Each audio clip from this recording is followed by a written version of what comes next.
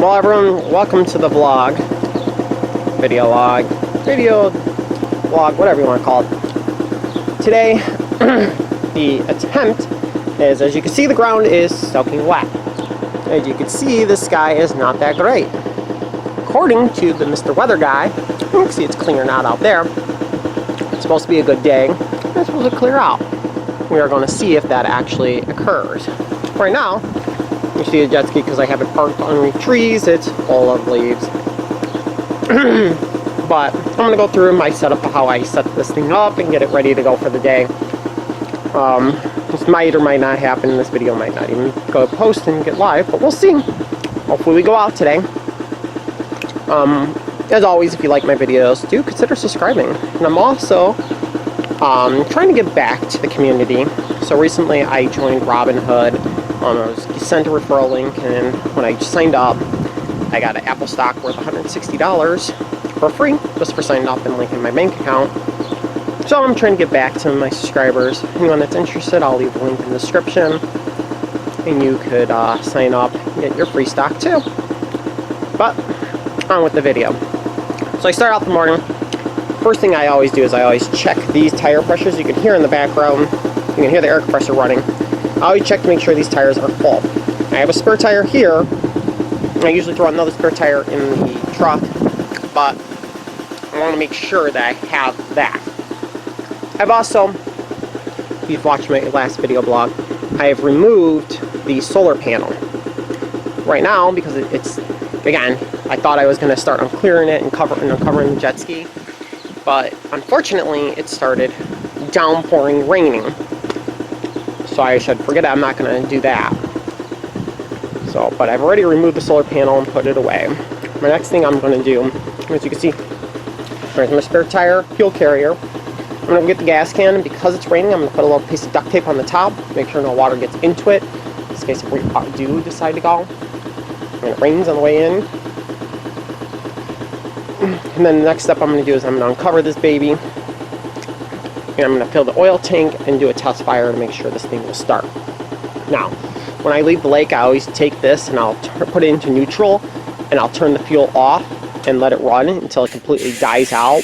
There's no fuel in the carburetors. So this thing will crank a while before it actually fires up because there's no fuel in the float. So I have to, get it into the float bowls to get it to start. But I'll demonstrate all that. But yeah, and then my last thing I'll do before we decide to pull out, very important, is I will check my taillights. I don't know how many times I had to upgrade to the LED ones.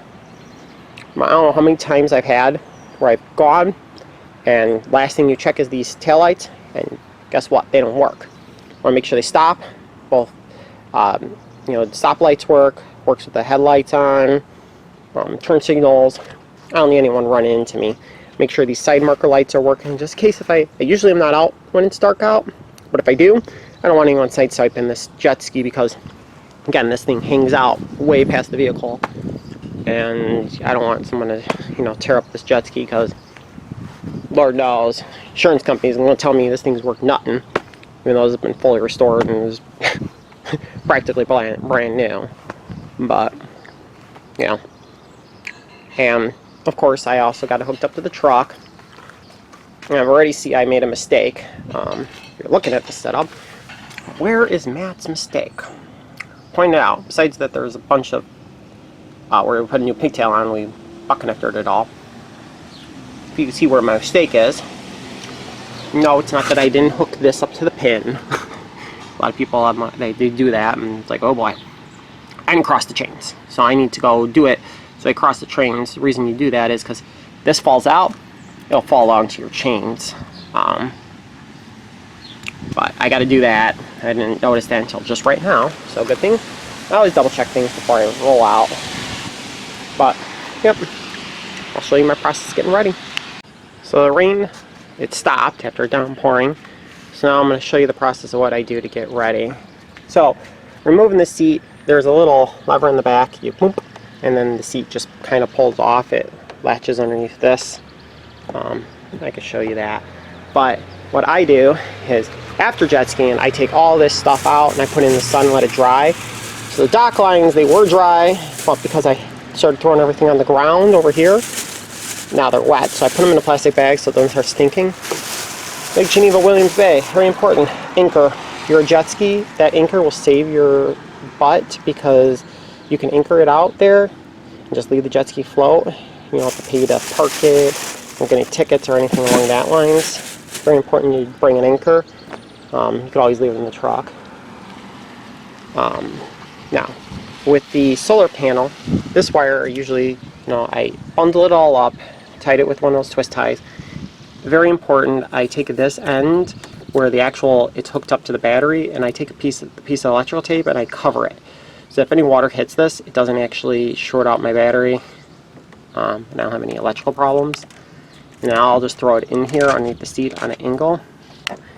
I also will fill the oil tank. You'll see down here, let's see if we can get a good view. You'll see the oil tank level.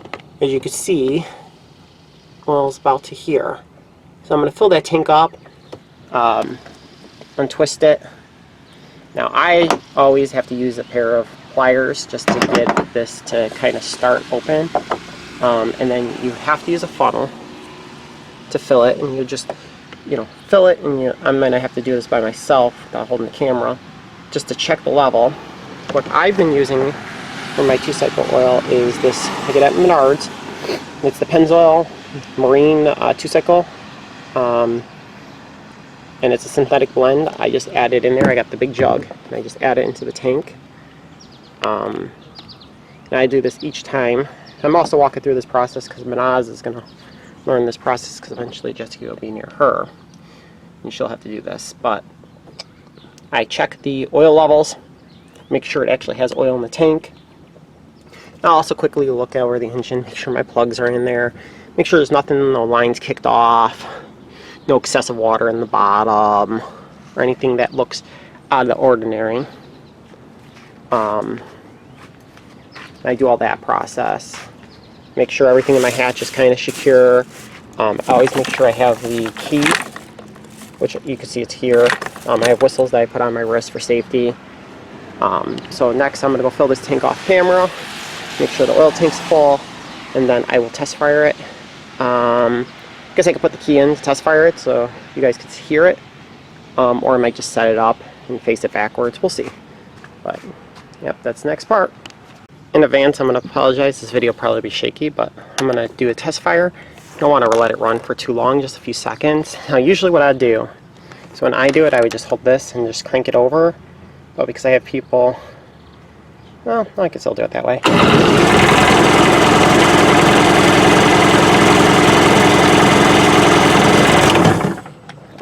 I need to choke it, which is going to be hard to do one-handed, but you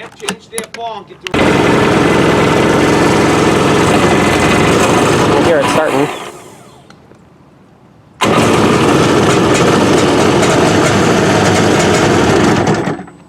Well, it's running. I just can't hit the throttle.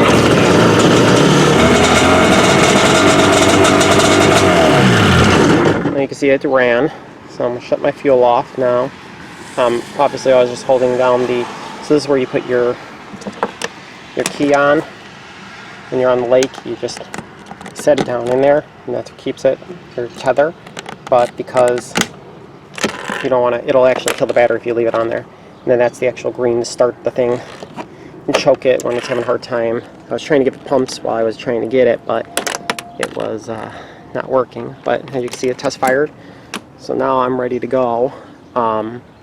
Because it's getting close to my end of the season, we only go we have a lot going in August. So what I will do is I'm going to run some stable in there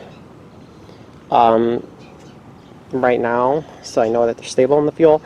I might be wasting stable, because if we go out again, it's kind of going to be a waste of time. But I'm going to have it in the tank, so it's ready to go.